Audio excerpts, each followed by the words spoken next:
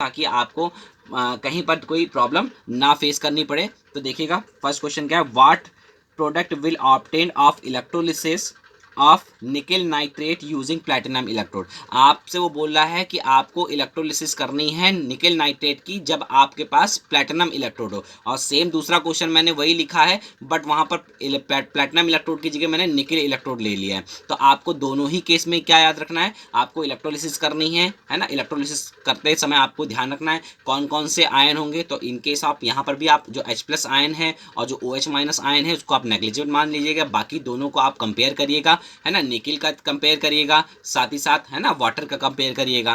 फिर नीचे वाले में भी निकिल का कंपेयर करिएगा और वाटर कंपेयर करिएगा। तो साइज और नाइट्रेट का कंपेयर करिएगा तो वाटर का कंपेयर करिएगा। तो इन चीज़ों से आपको बहुत चीज़ें जो होंगी क्लियर हो जाएंगी। ठीक है, थोड़ी सी और एक हिंट और दे देता हूं कि जब आपका ये वाला आप ऊपर वाला प्रोसेस करोगे तो इसमें कौन कौन से आयन एक्चुअली में प्रेजेंट होंगे। इसमें जो आपके आयन्स होंगे वो होगा निकिल आयन होगा, वाटर होगा और H+ आयन होगा। ठीक है, और निकल +2 आयन, और साथ में क्या हो सकता है, नीचे होगा आपका नाइट्रेट आयन, वाटर हो सकता है, और साथ में क्या होगा OH- आयन। आपको पता है इन दोनों को आपको नेगलेक्ट मानना है, नेग्लिजिबल मान के चलना है। तो आपके पास बचेगा कैथोड पे क्या होने वाला है और एनोड पे क्या होगा, उन चीज़ों को आप देखोगे। कैथोड पे निकल ट्रेवल करे, निकल जाएगा तो निकल क्या करेगा, 2 इलेक्ट्रॉन को एक्सेप्ट करेगा, निकल सॉलिड में बदलेगा। वहीं पर वाटर क्या करेगा, 2 इलेक्ट्रॉन को एक्सेप्ट करेगा और हाइड्रोजन गैस वहाँ पर लिबरेट करेगा। और जो दोनों को जो इलेक्ट्रोड पोटेंशियल है, यानी कि जो दोनों का जो रिडक्शन पोटेंशियल है वो आप जरा मेज़र कर लीजिएगा। कैसे मेज़र करेंगे, आपको इलेक्ट्रोकेमिकल सीरीज याद है, नहीं याद है, याद करिए, सुनाता हूँ। लिक बासर काना मग अल मंजन, देखो मंजन के बीच में क्या आता है, वाटर आता है।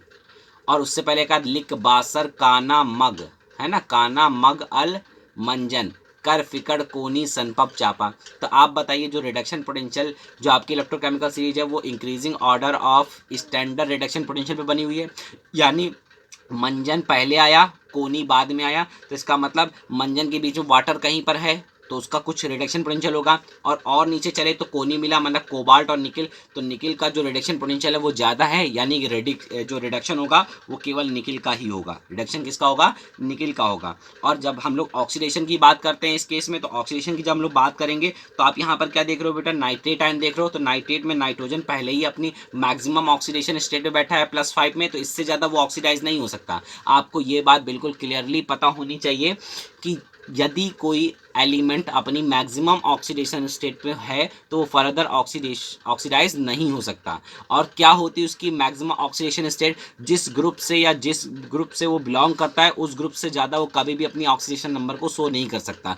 यानी जो नाइट्रोजन है वो ग्रुप 15 एलिमेंट है, यानी वो उसकी जो मैक्सिमम ऑक्सीडेशन स्टेट हो सकती है वो +5 से कभी भी ज़्यादा नहीं हो सकती है। ठीक है, तो पहले ही नाइट्रोजन +5 में बैठा हुआ तो फर्दर ऑक्सीडाइजेशन का उसका मतलब ही नहीं बनता। फर्दर निकल कभी नाइट्रोजन कभी भी ऑक्सीडाइज नहीं होगा। मतलब ऑक्सीडाइज कौन होगा, वाटर ऑक्सीडाइज होगा। तो जो आपको प्रोडक्ट मिलने वाले कौन से मिलेंगे, यहाँ पर आपको मिलेगा जो कैथोड में मिलेगा वो निकल सॉलिड मिलेगा, और जो आपका एनोड होगा वहाँ पर ऑक्सीजन गैस लिबरेट करेगी।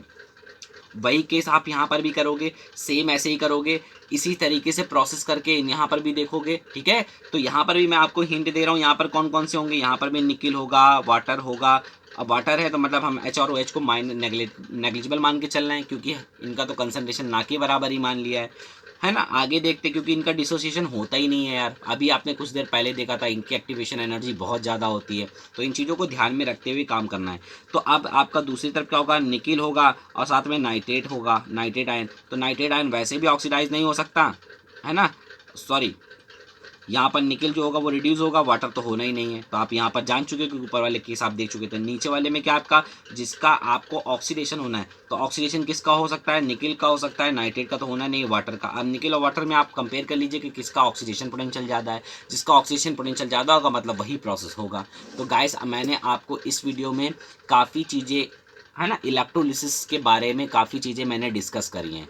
और मैं चाहता हूँ कि इन चीज़ों को आप एनालाइज करें, दोबारा से पढ़ें और अपनी कॉपी में एग्जैक्टली लिखें। जहाँ कोई डाउट हो तो मुझसे तुरंत उसको डिस्कस करें, ताकि आपको कहीं पर भी कोई डाउट ना आए। बस आप ये याद रखिएगा, जितना ज़्यादा आपकी लर्निंग एबिलिटी होगी उतना ज़्यादा आपको यहाँ पर फ़ायदा होने वाला है।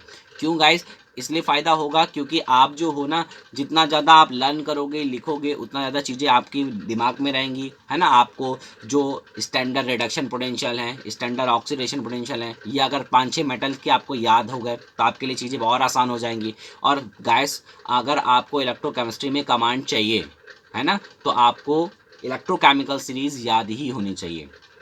ठीक है गाइस, अगर आपको मेरा वीडियो अच्छा लगा हो तो प्लीज़ लाइक एंड सब्सक्राइब करना ना भूलें। And thank you for watching my video. Thank you so much.